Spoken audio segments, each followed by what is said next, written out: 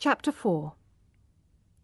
When Tess arrived home the following afternoon, a letter had already been received by her mother. It appeared to come from Mrs. d'Urberville, and offered Tess work looking after chickens. Joan Durbeyfield was delighted. "It's just a way of getting you there without raising your hopes. She's going to recognise you as family, I'm sure of it." "I would rather stay here with father and you," said Tess, looking out of the window. "But why?" "I'd rather not tell you, Mother. I don't really know." A few days later, when Tess came back from looking for work, the children came running out and danced round her. "The gentleman's been here!" they shouted. Joan was full of smiles. Mrs. d'Urberville's son had called and asked if Tess could come or not.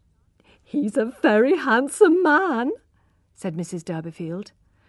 "I don't think so," said Tess coldly. "I'll think it over."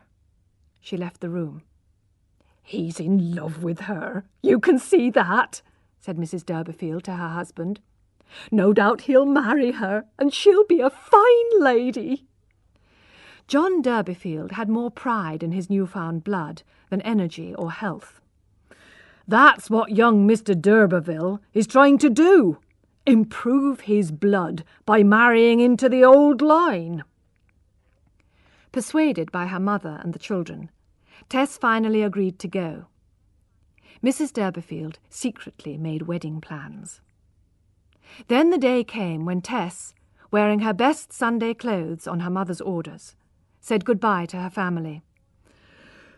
"Good-bye, my girl," said Sir John, waking from a short sleep. "Tell young d'Urberville I'll sell him the title. Yes, sell it at a reasonable price."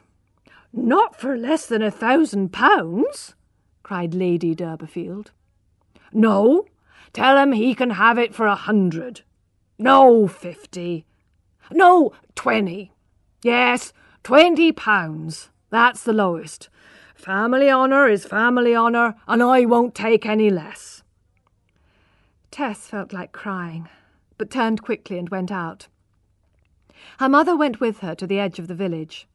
There she stopped and stood waving goodbye, and watched her daughter walking away into the distance. A wagon came to take her bags, and then a fashionable little carriage appeared. It was driven by a well-dressed young man, smoking a cigar.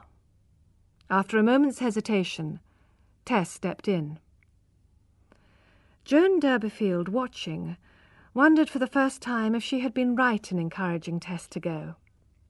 That night she said to her husband, "Perhaps I should have found out how the gentleman really feels about her."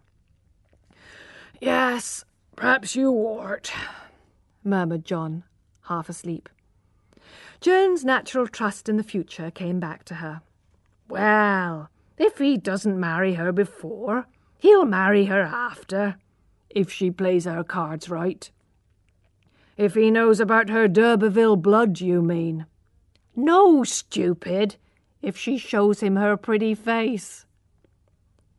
Meanwhile, Alec d'Urberville was whipping his horse and driving the carriage faster and faster downhill. The trees rushed past at great speed. Tess was feeling thoroughly frightened. He took no notice when she asked him to slow down. She cried out and held on to his arm in fear. "Don't touch my arm! Hold on to my waist!" he shouted. At the top of another hill he said, laughing, "Put your arms around me again, my beauty." "Never!" said Tess independently. "Let me give you one little kiss, Tess, and I'll stop." "Will nothing else do?" cried Tess in despair. "Oh, very well."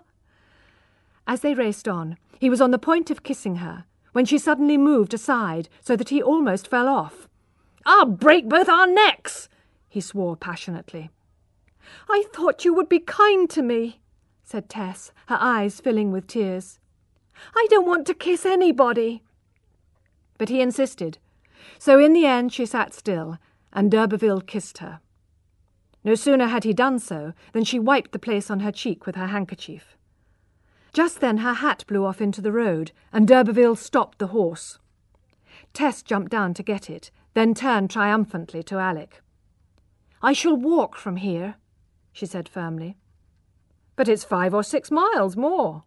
I don't care. You made that hat blow off on purpose. You did, didn't you? She was silent. He swore angrily at her. Don't use such bad words, cried Tess. I shall go back to Mother. I hate you. D'Urberville suddenly started laughing. Look, I promise never to do that again, he said. Come, let me take you in the carriage. But she refused and began to walk in the direction of Trantridge. So they progressed slowly, d'Urberville driving the carriage beside Tess.